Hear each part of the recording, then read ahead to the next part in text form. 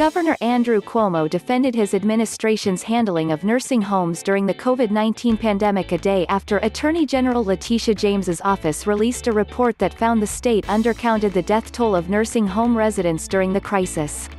Whether a person died in a hospital or died in a nursing home, people died, Cuomo said, adding, everyone did the best they could. On one hand, Cuomo once again said the criticism was generated by his Republican critics while also suggesting deaths of elderly people living in congregate settings would be inevitable during the pandemic.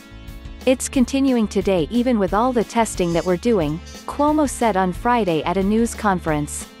If you look at New York State, we have a lower percentage of deaths in nursing homes than other states. A third of all deaths in this nation are from nursing homes.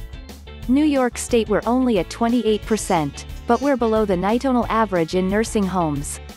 But who cares, 33, 28, died in a hospital, died in a nursing home.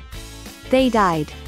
James, a Democrat, released a report that in turn led State Department of Health Commissioner Howard Zucker to reveal hours later the death toll of those who have died in nursing homes and residents who later died in hospitals.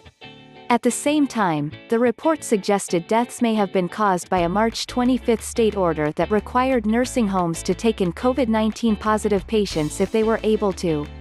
The report also backed up assertions Cuomo has made in public before. The order followed a federal guidance. This became a political football, Cuomo said. Whether a person died in a hospital or died in a nursing home, people died. People died.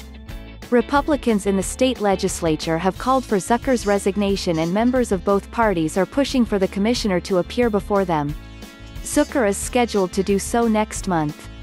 Lawmakers had been pushing since at least the summer for a more complete accounting of nursing home deaths and where they occurred.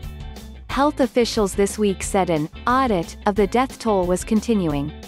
When I saw the Attorney General report, decide that we need to finish that up quickly, and get those numbers out in real time, Zucker said on Friday. Zucker also again disputed New York officials undercounted deaths in nursing homes overall. That total number has not changed, he said. We wanted to be sure those numbers were accurate.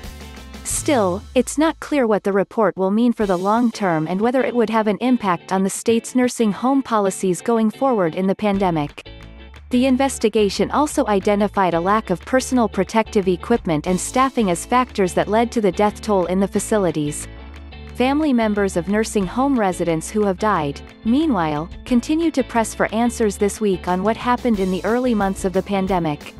Cuomo said he understood their anguish. It's a tragedy.